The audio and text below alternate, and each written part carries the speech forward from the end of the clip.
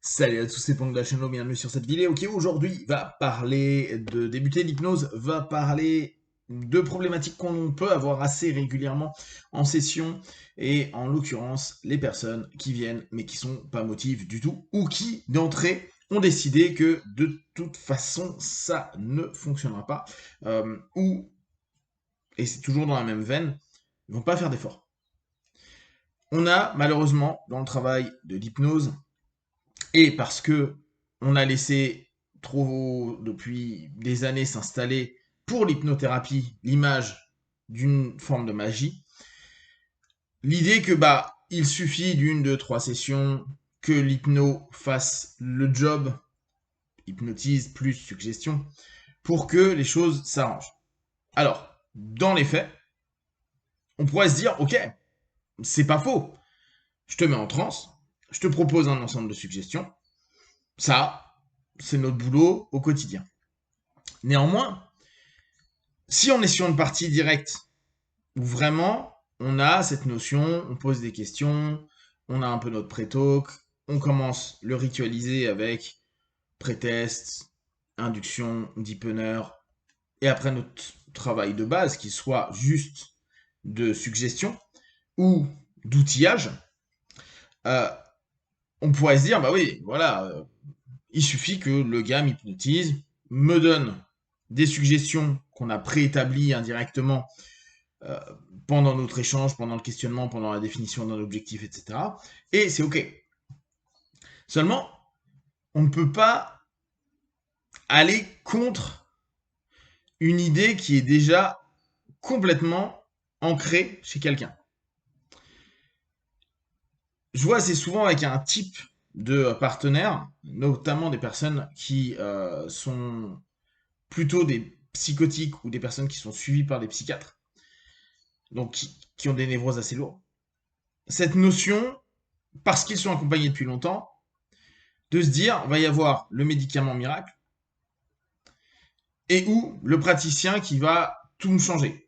Que ce soit au travers d'une suggestion, que ce soit au travers d'un recadrage, que ce soit au travers d'une question, de n'importe quel type d'outillage qui serait magique.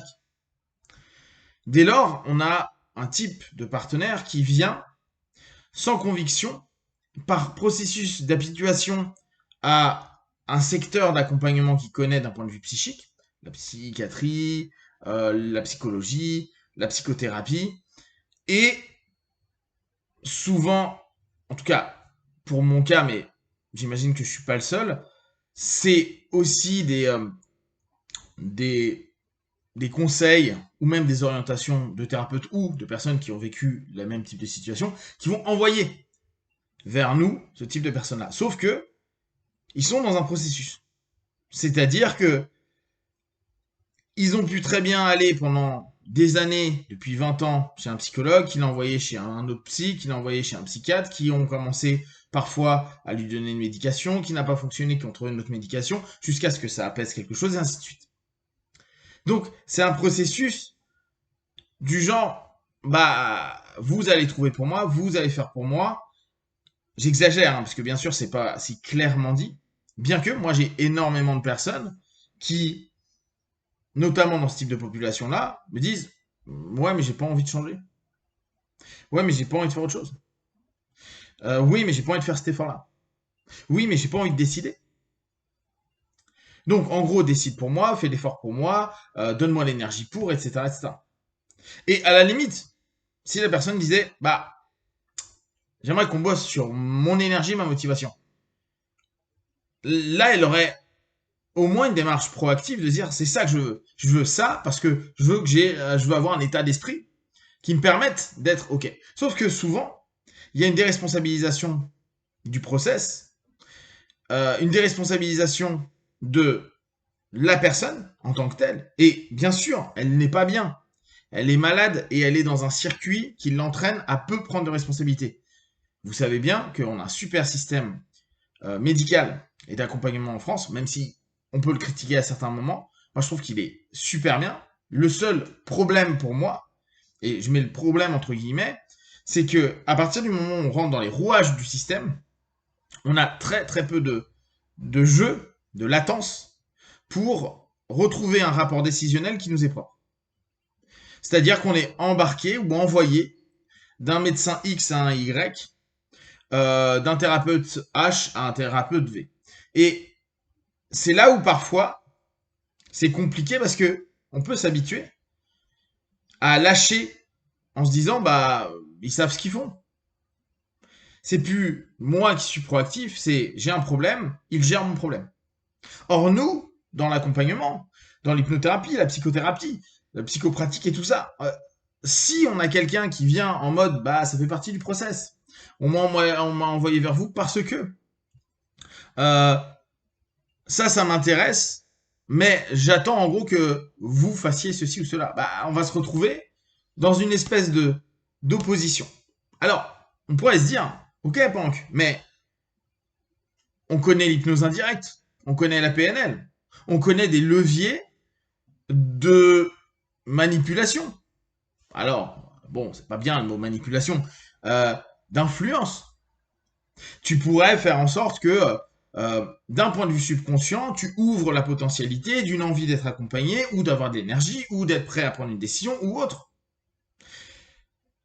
En somme, tu pourrais très bien l'orienter vers un yes set, faire des confusions saturation, donner des suggestions et des commandes imbriquées, puis après refermer ça, puis rouvrir en rejouant sur un set de oui pour petit à petit l'emmener vers quelque chose qui l'adhère. Ouais, on pourrait potentiellement se dire, bon, bah, la personne ne veut pas, je suis avec elle, et sans s'en rendre compte, je vais lui donner plein de suggestions.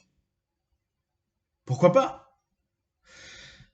Maintenant, est-ce que dans votre cadre, moi dans le mien, je le fais plus. Je l'ai fait jusqu'au moment où je me suis dit, mais pourquoi je veux avoir le rôle de sauveur? Pourquoi je veux avoir un rôle tout puissant? Et n'oubliez pas, hein, déjà, on fait de l'hypnose. Donc, c'est qu'on l'a déjà choisi parce que, certes, l'efficacité, certes, plein de choses, mais il y a une notion de posture très haute avec les gens. Moi, par exemple, ça répond à ma notion et ma posture très paternelle vis-à-vis des gens. Donc, à ce moment-là, est-ce que je suis pas contre-transférentiel? Oui, mais on s'en fout tant que ça l'aide. Bah non, on s'en fout pas. Parce que à ce moment-là, on revient à nouveau dans des personnes auxquelles on ne propose aucune responsabilité, aucune prise de décision. Et moi, dans mon cadre, je suis pas OK. Moi, je suis OK pour qu'une personne ait envie de quelque chose, me dise vers quoi elle a envie d'aller. Et parfois, on va complètement se barrer de ça parce que c'est pas possible pour l'instant, parce que, en fait, c'est pas correctement orienté. Plein de raisons. Néanmoins, il y a une envie, un besoin, alors, un besoin, peut-être qui n'est pas capté, donc il y a peut-être une envie. Et au travers de ça, il y a une motivation. C'est pas juste, bah, fais le truc. Si, sémantiquement parlant, verbalement parlant, à un moment, la personne vous dit, non, mais moi, j'ai pas envie de changer. Ou, ah non, ça me demandait trop d'efforts, ça me saoule. Et tu lui dis, mais tu veux faire quoi avec ça? Non, mais rien, ça me saoule. Bah, on fait rien avec. Alors ouais, mais ça veut dire qu'on lâche des gens qui vont pas bien. Oui. Ouais, je sais, c'est pas agréable, hein. Genre, mais on n'est pas là pour les aider, etc. On est là pour aider des gens qui veulent être aidés. On n'est pas là pour sauver des gens qui ne veulent pas être sauvés. Parce que déjà, on n'est pas des sauveurs. Et ça sert à rien d'aller se faire cramer alors que la personne dit non, mais moi je veux rester dans mon feu, fous-moi la paix. Oui, mais ils sont malades, il faut qu'ils soient accompagnés. Oui, mais nous, on est des psychopraticiens. On est des petits hypnotistes.